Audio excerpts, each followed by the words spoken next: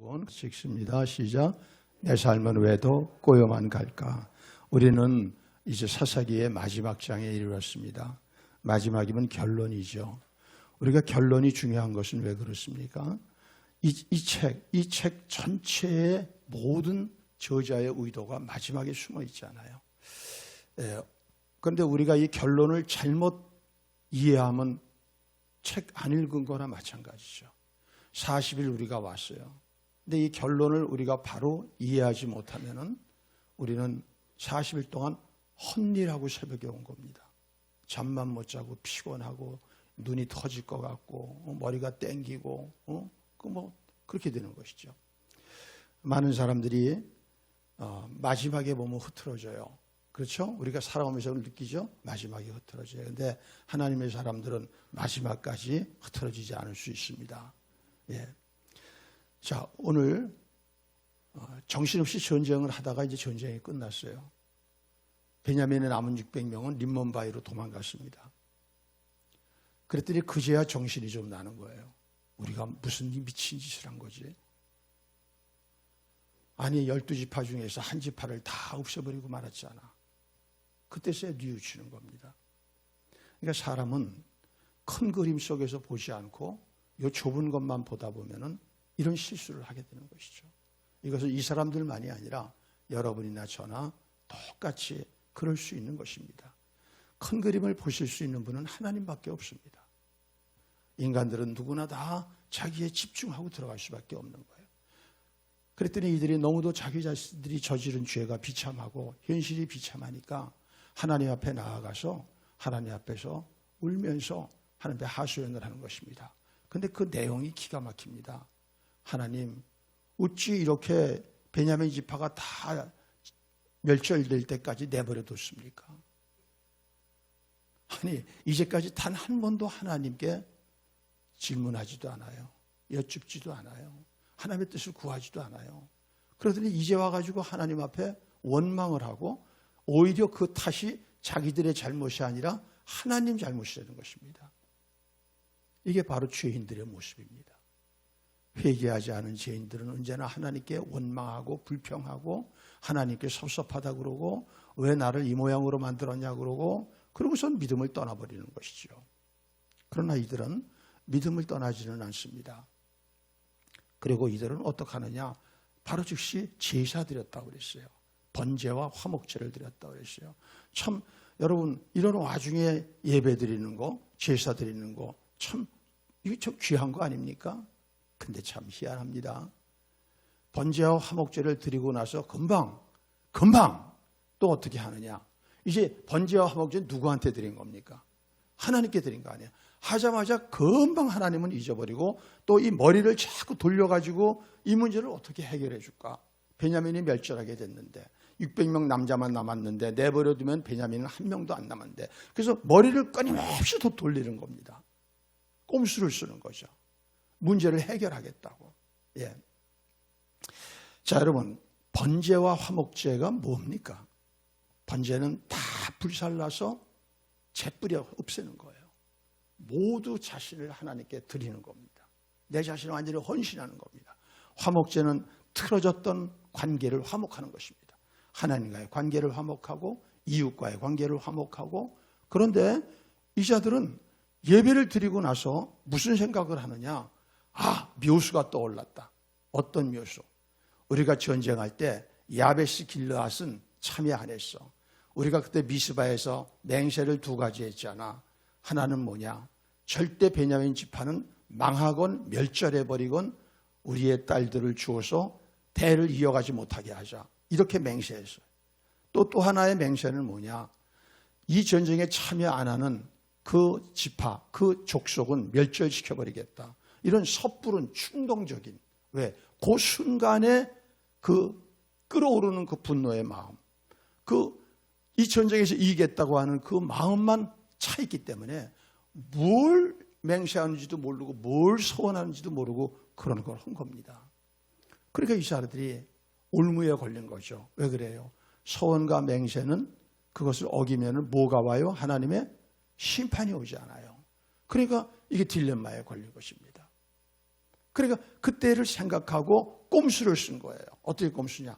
야베스 길앗이 안 왔어. 그래, 그러면 그것들을 진멸하고 거기서 400명의 처녀만 살려. 그래서 그들이 400명인지는 모르겠죠. 그 처녀만 살려. 그래서 주자. 이렇게 결정을 한 겁니다. 여러분 가만히 들어가 보세요. 하나님께서는 누구하고 결혼을 하지 말라고 그랬어요. 가나안하고 결혼하지 말라고 그랬죠. 그런데 이 사람들은요, 동족에게 결혼하지 못하도록 하고, 그리고 또한 자기의 동족들을 완전 죽여서 지파가 아니라 그게 한 가문이죠. 야베스 길앗이라고 하는 이 길앗의 중심지인데 여기 있는 큰 가문이죠. 그 길을 완전히 없애버리고 남자, 여자, 아이까지 다 없애버리고 처녀 400명은 또 살려줘. 만일에 이 전쟁이 하나님의 전쟁이라면은 진멸전쟁, 헤렘이라는 것은 하나라도 살리면 됩니까? 안 됩니까? 안 되잖아요. 그 또 살려줘. 앞뒤가 맞지 않아. 어처구니 없는 일들을 하는 거예요.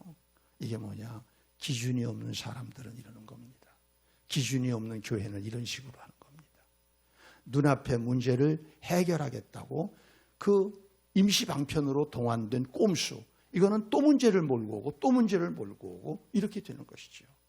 기준이 없는 사람들이 얼마나 위험한 사람들이고, 기준이 없는 지도자들은 공동체를 망치는 지도자들이 되는 것이고, 기준이 없는 공동체는 결국은 망하는 것입니다. 그래서 오늘 또 이런 살육이 또 일어나고 말았습니다. 야베스 길앗은 왜 그러느냐? 이 뒤에 나중에 그 사무엘서를 보면은 야베스 길앗은 아마도 베냐민 지파와 무슨 깊은 관계가 있는 거예요. 그래서 이 야베스 길앗이 사울의 본고지 아닙니까? 그래서 이 야베스 길앗의 사람들이 나중에 사울이 죽었을 때 장사까지 지내주지 않아요. 그러니까 어떠한 이유에서인지 전쟁을 참여하지 못한 것이죠. 그걸 빌미를 잡아서 문제를 해결했다고 좋아합니다. 여자들을 다 잡아왔더니 숫자가 600명이 아니라 400명밖에 안 되는 거예요. 그리고 200명이 또 남습니다. 이 문제를 어떻게 할까? 또 꼼수를 쓰는 겁니다. 계속 꼼수를 쓰는 거예요.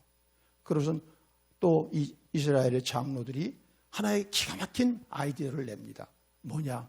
실로라고 하는 것에서 매년 여호와의 명절 축제가 있는데 거기에 그 축제에 오는 처녀들을 기다렸다가 납치하다가 그들을 갖다가 자기 아내로 삼으면 되겠다 해서 베냐민에게 400명의 야베스 길앗 처녀들을 선물로 주고, 너희들을 위해서 우리가 이거 만들었다.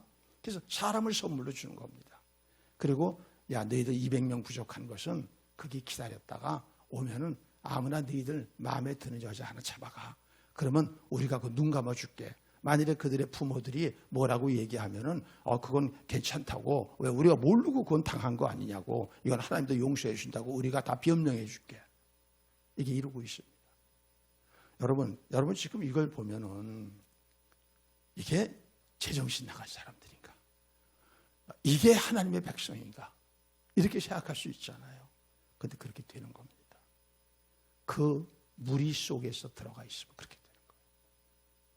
그리고 이제 못 헤어나요. 혼자 아니면 어떻게 헤어나와요, 거기서. 어떻게 보면 지금 이 시대는 이런 식으로 가고 있는 시대입니다. 교회고 뭐고 다 그런 식으로 가고 있는 시대인 거죠, 지금요. 그럼 여기서 우리가 알 수 있는 것은 뭐냐? 여기서 알 수 있는 것은 결국 다른 것이 아닙니다. 이 사람들은 어떤 문제를 해결할 때 원칙을 가지고 해결하지 않습니다. 여기서 일어나는 문제를 해결하려고 임시방편을 동원해. 이것이 옳은지 그런지도 몰라. 이 눈앞에 것만 해결하면 돼. 그러면 이렇게 해결한 문제는 부메랑이 돼서 또 날아오는 겁니다. 그것이 내 가슴을 베고 목을 베려고 그러니까 어마 뜨거라 하고 또다시 꼼수를 부려서 또 문제를 해결하는데 마지막에 꼬여가지고 더 이상 도망갈 수 없을 때가 되는 것입니다. 자, 이들은 놀라웠게도 이렇게 해서 베냐민의 600명의 아내들을 다 구해줬습니다. 그래서 다 그들 보고 자기들 이제 고향에 가서 집 짓고 잘 살게 했습니다. 그리고 이렇게 성경은 이렇게 끝나갑니다. 24절 한번 읽어보세요. 시작. 그때 이스라엘 자손이 그곳에서 각기 자기의 지파, 자기의 가족에게로 돌아갔으니 곧 각기 그곳에서 나와서 자기의 기업으로 돌아갔더라. 여러분, 이제 전쟁으로 얼마나 고생했어요. 그러니까 이제는 내 사랑하는 가족들이 있는, 내 아내가 있고 내 아이들이 있고 내 부모가 있는 전쟁, 이제 집으로 돌아가야 되겠다. 이제는 이러고 돌아갔다는 겁니다. 해피엔딩 같죠? 여러분 가만히 보십시오. 베냐민 지파는 다 죽고 남자 600명만 남았어. 야베스 길르앗은 다 없어지고 자기들의 딸들 400명은 뺏겼어. 실로의 200명은 약탈당하고, 이건 완전히 그냥 여자를 파괴한 거 아니에요, 일생을. 그리고 저희들은 희죽희죽 웃고 좋다고 그래요. 문제 해결했다고. 이게 하나님 나라의 백성이에요. 어디서 여기서 웃음이 나옵니까? 어디서 이렇게 가정으로 돌아갈 수 있습니까? 그 수많은 사람들을 파괴시키고 가정을 파괴시키고 슬픔이 있고 비통이 있는데 그거는 하나도 관심이 없어. 내가 당한 것만 아픈 거야. 내가 당한 것만 아픈 거야. 이런 사람들을 사이코패스라고 하는 겁니다. 공감 능력이 전혀 없는 사람. 자기의 아픔은 남을 죽여버린 것처럼 하고 자기가 남에게 아프게 한 것은 전혀 생각하지 못하고 희죽희죽 웃고 있는, 해결했다고. 그리스도인들이 이렇게 된다는 것을 상상할 수 있습니까? 그럼 어떡합니까? 지금 현실은 이런 식으로 옮겨가고 있는데, 현실은 이런 식으로 옮겨가고 있는 것입니다. 자, 그러면 여기서 우리가 생각할 게 있습니다. 왜 이런 일이 일어났느냐 하는 것입니다. 어제도 제가 말씀을 드렸어요. 왜 일어났느냐 하는 말씀. 딱 한 가지입니다. 이 이스라엘 지파는 이 당시에 왕이 없었다, 이렇게 고발하고 있는 겁니다. 그게 25절입니다. 한번 읽어보도록 하겠습니다. 25절. 그때 이스라엘에 왕이 없으므로 사람이 각기 자기의 소견에 옳은 대로 행하였더라. 이게 17장부터 21장까지 4번이 기록되어 있습니다. 17장 6절에, 18장 1절에, 19장 1절에, 그리고 오늘 마지막 결론. 이게 결론이죠. 그렇죠? 결론입니다. 이건 복잡하게 얘기 안 합니다. 베냐민이 나쁘다, 무슨 유다가 나쁘다, 이스라엘이 나쁘다, 이런 게 아니라는 것입니다. 그들은 하나님을 믿는 백성이에요. 그런데 그들 가운데 왕이 없었다는 것이죠. 그럼 우리 생각에 그러면 이제 사울 왕이 오고 다윗 왕이 오고 히스기야 왕이 오고 그러면 되는 건가? 왕이? 그런 뉘앙스는 아닌 것 같죠. 여러분 보죠. 예, 왜 그래요? 자, 사람의 탁월한 왕이 나타났어요. 사울이라고 하는 왕은 어떤 왕이었습니까? 그 당시 남자 중에 최고의 인기가 있는 사람이었어요. 키도 크고 또 잘생기고 또 굉장히 여러 가지 아주 장점이 있고 집안도 유력하고. 그런데 그 사울이 어떻게 됩니까? 자기 충성된 부하 죽이려고 하고 하나님을 완전 뭐같이 여기잖아요. 평생 사울도 한 번 기도했어요. 한 번. 어떻게 기도해? 자기가 블레셋 때문에 다 망하게 됐을 때. 여러분, 사람의 왕 구하지 마세요. 이건 제가 진심으로 여러분들에게 경고라고 할게요. 경고. 부탁이 아닙니다. 또 망합니다. 정말 부탁입니다. 그건 왜 그러냐면은 그 사람이 나빠서가 아닙니다. 하나님이 싫어하신. 왜? 사람을 또 동원해가지고 그 사람 왕으로 해결하려고 하니까. 왜 우리아 가운데 어려운 문제가 일어났느냐? 왕이 없다고 그러잖아요. 그럼 이 왕은 뭐냐? 그래, 맞다. 왕이 없으니까 사람을 또 하나 만들어서 좋은 목사 만들어내서 탁월한 목사 만들어내서 그래가지고 문제를 해결하고 우리 교회가 다시 한번 저기다가 건축하고 한번 짱 하고 나가자. 이게 얼마나 우스꽝스러운 짓입니까? 그게 교회입니까? 그걸 위해서 주님이 오늘 십자가에 죽으셨습니까? 그걸 위해서 주님이 십자가에 죽으셨어요. 그게 아니잖아요. 그럼 뭐냐? 과연 우리가 예수를 믿고 있지만 번제와 화목제를 드리자마자 하나님께 여쭙지도 않고 뜻을 구하지도 않고 또 해결책을 구하지도 않고 그리고 또다시 꼼수를 돌려서 문제에 문제를 꼬리를 물게끔 만들어 놓고선도 이제는 그것이 다 해결됐다라고 거짓말로 자기를 속이는 거죠. 그리고 희죽거리고 웃는 이런 사람들이 되지 말라는 것입니다. 이런 교회가 되지 말라고 하는 것입니다. 여러분 중세도 보십시오. 중세에 왜 그런 십자군의 그런 쓸데없는 짓을 해가지고서 그걸로 역사를 얼룩지게 만들고 피로 물들게 합니까? 그게 이런 사람들이었다는 것이죠. 그러니까 이것이 가공이 아닙니다. 실제로 일어났던 일이고 지금도 일어나고 있는 일이고 앞으로도 일어날 수밖에 없는 일. 여기에서 돌이키는 것은 한 사람 한 사람이 진정한 왕을 발견하는 것입니다. 여러분 보십시오. 사사기가 처음에 시작할 때는 어떻게 시작했습니까? 사사기가 처음 시작할 때에는 온디엘이라고 하는 사사, 이 사사가 이스라엘을 전쟁할 때 그 무력으로 탁월해서 그래서 건지지 않습니까? 그리고서는 갈렙의 딸 악사랑 결혼을 돼서 모든 사람의 축복 속에 장인이 땅도 주고 샘물도 주고 이런 축복 속에 시작된 이야기입니다. 이것이 마지막에는 여성 600명이 약탈을 당하고 파괴를 당하고 끔찍한 일을 당한 거죠. 이러고서 끝나는 것이 이게 사사기예요. 이게 사사기. 한 명의 여인, 이 한 명의 여인 베냐민에 의해서 무참하게 죽었다고 이걸 갖다 떠벌리고 이걸 갖다가 다 왜곡시키고 나는 의롭다고 그러고 이 한 명의 입의 농간 때문에 결국은 어떤 일이 벌어졌느냐. 이스라엘 지파 전체가 지울 수 없는, 해결할 수 없는 트라우마에 시달릴 수밖에 없는 그런 공동체로 전락해버리게 된 것. 왕이 없으므로 그렇다는 것입니다. 그럼 왕이 있다는 건 무엇일까? 왕이 있다는 건 권위가 있다는 것이죠. 펄펄 날뛰지 말라는 것이죠. 어떤 경우에도 내가 참지 못할서도 펄펄 뛰면은 누구를 찌르는 거냐? 하나님을 찌르는 겁니다. 하나님을 치받는 겁니다. 그럼 여기서 나타나는 결과는 상상할 수가 없는 것이죠. 이런 처참한 결과가 일어나는 것이죠. 그러니까 평생을 어디 아래서 살아라? 하나님의 권위 아래서 사는 것입니다. 이게 왕이 있는 사람입니다.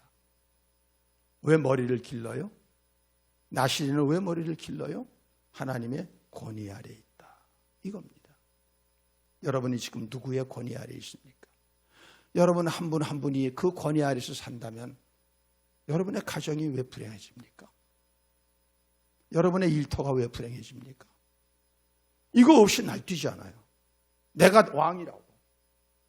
이러니까 가는 데마다 싸우고 사람들하고 다 척지고 나중에는 부모 자식 갈라지고 교회 파괴되고 국가 파괴되고 이제는 세계가 마지막 종말로 갈 수밖에 없는 이 패역한 모습으로 끝나는 거 아닙니까? 오늘 우리가 다져야 될 것인 것입니다. 입으로만 하나님은 왕이십니다 그러지 말고 권위 아래 살 것을 결심하세요. 결심하세요. 그 결심이 안 되면 여러분의 어떠한 삶이 펼쳐질지 몰라요. 지금 보셨잖아요. 아무것도 내색 안 하시던 하나님이 순식간에 눈에 보이지도 않는 바이러스 하나 가지고 세계를 스톱시킬 수가 없어요. 여러분이 하나님이 얼마나 무섭고 두려운 분이라는 것을 모르기 때문에 그러는 거예요.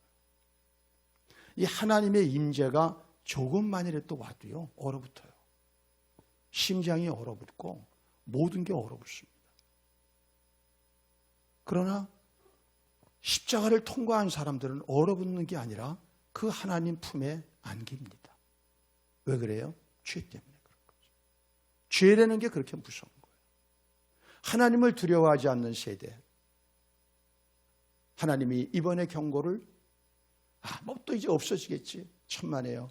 엊그저께 세계의학회에서 발표한 그 뉴스 보셨을 겁니다. 지금 이 코로나 바이러스를 능가하는 176개의 바이러스가 발견되어 있답니다. 이것들이 앞으로 더 무섭게 지금 또 온대. 그거 다 각오해야 된다는 것입니다. 여러분 뭐로 막겠습니까? 여러분이 뭐로 막겠어요? 왕밖에는 우리를 보호해 줄 분이 없는 것입니다. 자, 왕이 있다는 건 뭘까? 그분의 명령을 순종하셔야죠. 어느 정도 내가 죽더라도. 그게 충성 아닙니까? 우리가 역사를 보면은요, 충신과 간신이 있죠. 충신은 뭐예요? 때로는 왕이 오해하고 이해하지 못하고서 그를 옥에다 집어넣어요. 그를 때로는 사형을 시켜요. 그래도 그거를 이갈고 원망하고 대들어요? 받아들여요? 받아들이지 않아요. 바로 신앙은 그런 겁니다. 하나님, 내가 한 게 뭘 잘못했다고 나한테 이런 식으로 결과가 와요. 그러나 하나님 더 깊은 뜻이 있으시겠죠. 하나님은 지금까지 내 삶에 한 번도 배신하지 않으셨어요. 그렇다면 하나님이 이걸 통해서 또 어떤 부활의 역사를 일으키실까요? 이게 신앙이거든요. 그래서 부활신앙에 가지 않으면 그 사람은 소용없는 사람입니다. 창조신앙을 지나서 십자가신앙으로, 십자가신앙을 지나서 부활신앙까지 가야 이게 구원받는 사람입니다. 그러나 이게 그러지 못하잖아요. 그러니까 거기서 대드는 겁니다. 본색이 나타나는 것이죠. 왕의 명령, 그 명령은 온 세계와 인류를 위한 명령이요, 우리를 위한 명령입니다.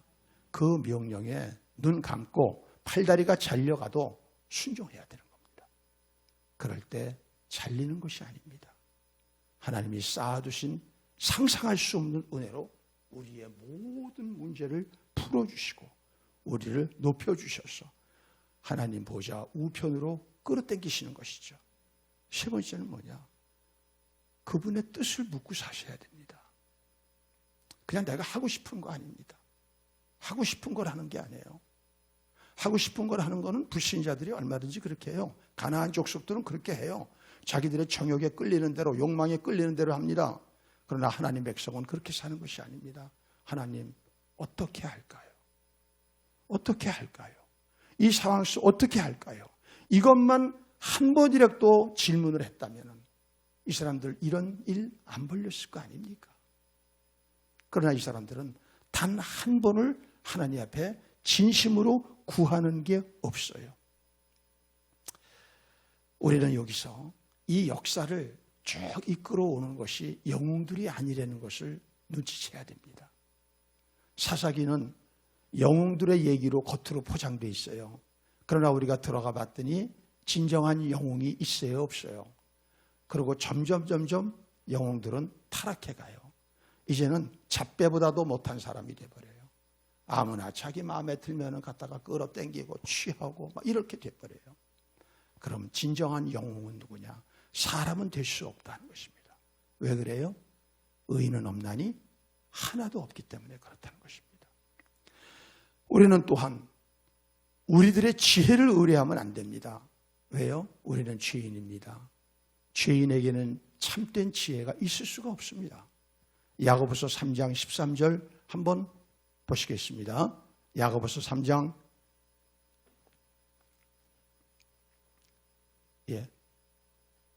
우리 한번 보겠습니다.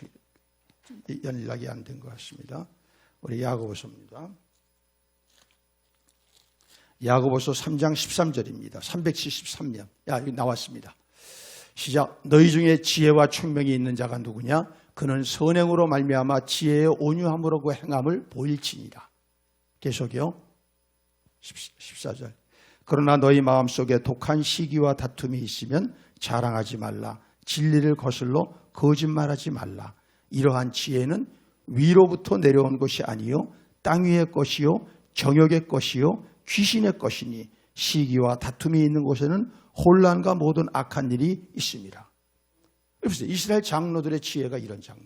그래서 공동체를 파괴로 뭐라고 말했잖아요. 자, 17절. 하나님의 백성은 어떤 지혜를 가져야 되느냐? 시작.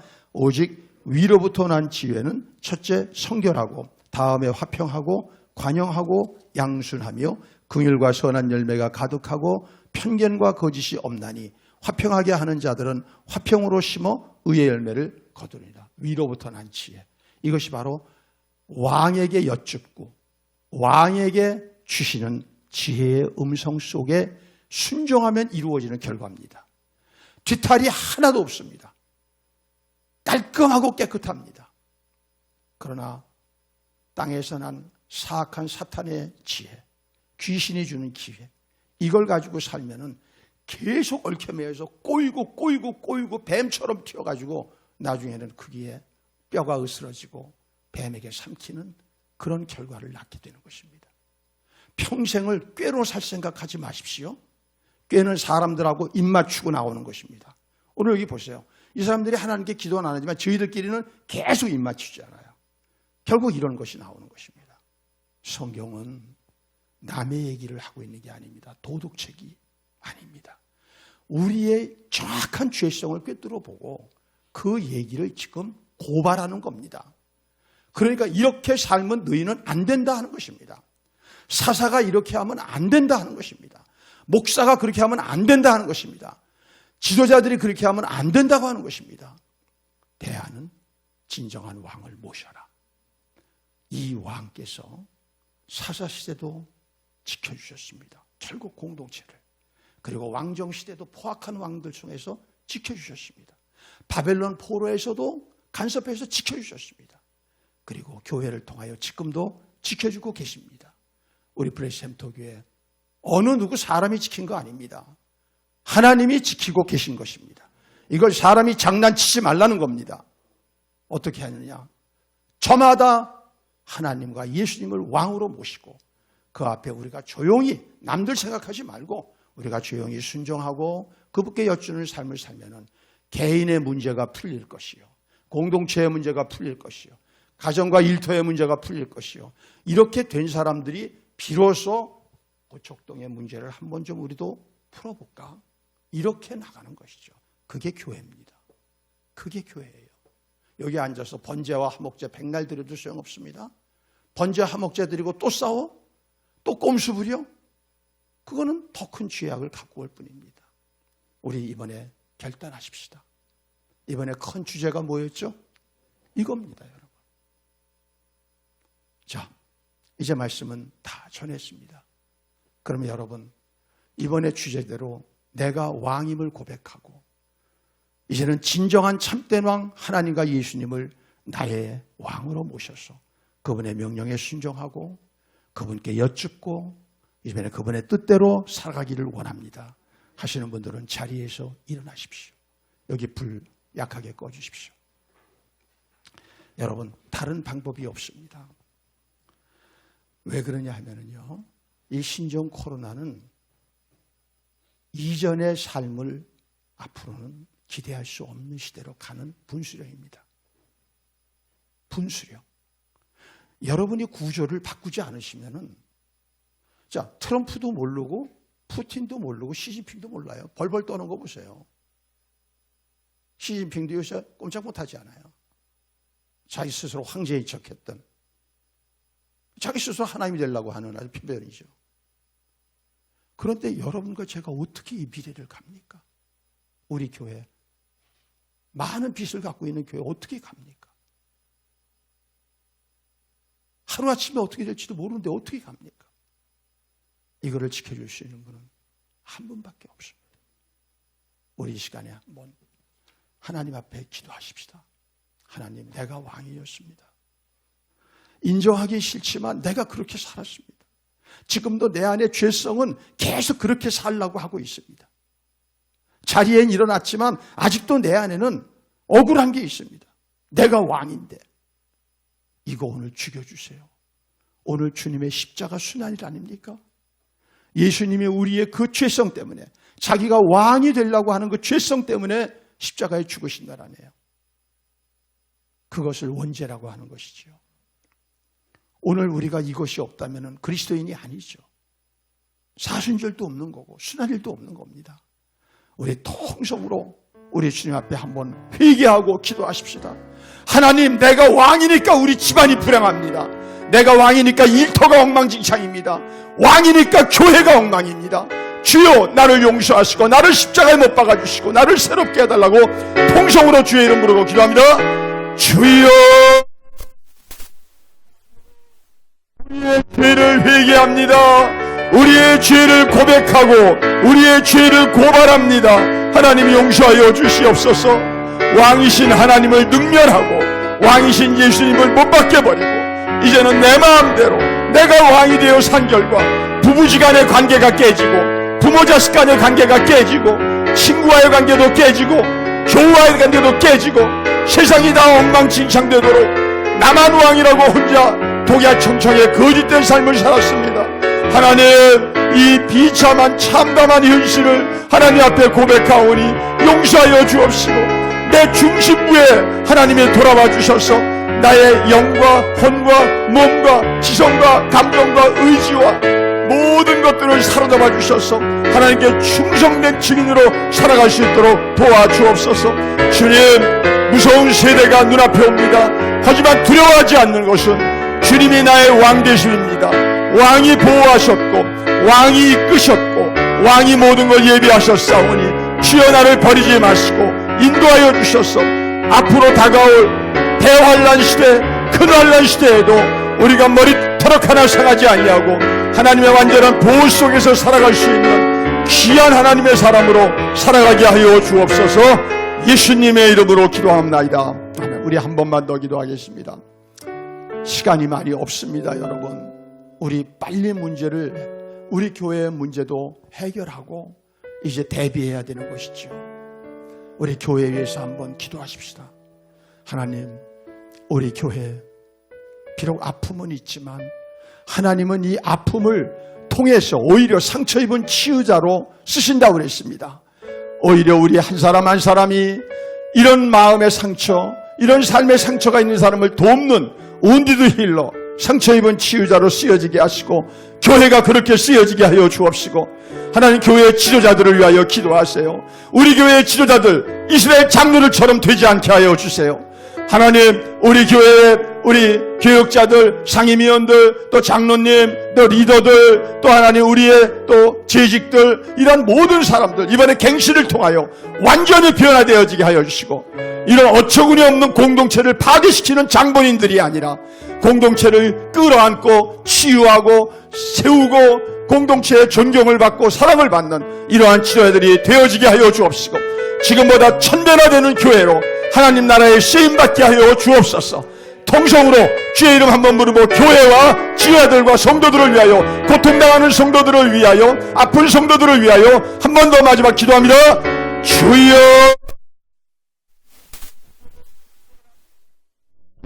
세우신 브레이센터 교회를 기억하여 주시고 브레이센터 교회 안에 하나님의 귀한 은혜가 다시금 회복되기를 원합니다. 주님, 우리가 상처 입었던 모든 것들 오늘 십자가상에 다 못 박게 하시고 내려놓게 하시고 묻어버리게 하여 주옵시고 이제는 주님과 새 출발하게 하여 주시옵소서. 하나님, 모든 성도들의 마음에 평강을 주시고 모든 성도들의 삶에 하나님의 존귀한 것들을 더하여 주시기를 원합니다. 하나님, 연약한 성도들을 붙들어서 병상에 있는 성도들, 삶에 실패한 성도들, 문제가 가정에 일어난 성도들, 자녀로 인하여 고통당하는 성도들 다 기억하여 주시고 위로하여 주옵소서. 특별히 하나님 교회의 지도자들을 위하여 기도합니다. 교육자, 상임위원, 전도회장, 하나님 또한 우리 모든 한 분 한 분들을 기억하여 주시고 또 교회의 원로들을 기억하여 주셔서 하나님 조금도 부끄러움이 없이 하나님의 사랑과 존중과 존경을 받을 수 있는 공동체의 리더들이 될 수 있도록 도와주시옵소서. 하나님, 오늘도 주님 왔사오니 우리를 받아주시고 새롭게 하시고 충만케 하여 주시고 왕이신 하나님 앞에 영광 돌릴 수 있는 귀한 사람이 되게 하여 주시옵소서. 가장 자비하시고 긍휼에 풍성하신 하나님, 겉으로는 사람들이 행한 것 같이 그럴듯하게 포장되어 있지만 결국 사람은 단 한 사람도 믿고 의지할 수 있는 대상이 될 수 없음을 고백합니다. 나 역시도 그 중에 하나임을 고백합니다. 주님, 다시는 사람 의지하여 우상 만들고 공동체가 씻을 수 없는 고통을 당하는 어려운 일이 없도록 우리의 마음을 변화시켜 주셔서 감사합니다. 주님, 주님만 왕으로 모시겠습니다. 주님만 나를 통치하시고 우리 가정과 일터를 통치하시고 교회를 통치하시고 세계를 통치하심을 믿습니다. 주님의 명령에 목숨 걸고 순종하게 싸우니 주여 우리를 지켜주옵시고 주님의 뜻이 아니면 행하지 않겠사오니 주여 우리의 귀를 열어 말씀하여 주셔서 이후로는 꼬인 문제는 풀어지게 하여 주옵시고 불통은 형통으로 바꿔지게 하여 주옵시고 수치는 영광과 존용으로 바뀌어지게 하여 주옵시고, 하나님 나라를 세움으로 말미암아 세상 속에서 하나님을 자신 있게 드러낼 수 있는 하나님의 사람들, 하나님의 공동체가 되어지게 하여 주옵소서. 하나님, 코로나의 위기 속에서도 이 특세 마지막 날까지 한 분 한 분의 성도들을 세우시고 저들을 붙드시고 인도하셔서 오늘 한 명의 확진자도 없이 특별 새벽기도의 마지막 날을 드리게 하심을 감사합니다. 주님, 하나님의 보호하심을 의심하지 말게 하여 주옵시고, 앞으로 다가오는 큰 환난 속에서도 다 같이 통과하여 마지막 날 함께 영광의 자리에 동참하게 하여 주옵소서. 그동안 새벽을 일찍 깨워서 방역진으로 수고하고 찬양으로 수고하고 반주로 방송실로 또 각양 예물로 성도들 섬김으로 이 모든 행위를 기억하여 주시고 하나님의 기념책에 기록되어 하나님의 상이 있을 줄로 믿습니다. 이제 오늘 저녁 성찬식을 정결한 마음, 회개한 마음으로 준비하게 하여 주시고 내일 모레 부활절을 기대하게 하여 주사 부활절 이후에는 우리는 진정한 부활의 사람으로 살아갈 수 있도록 우리에게 은혜를 더하여 주옵소서. 귀한 예물 드립니다.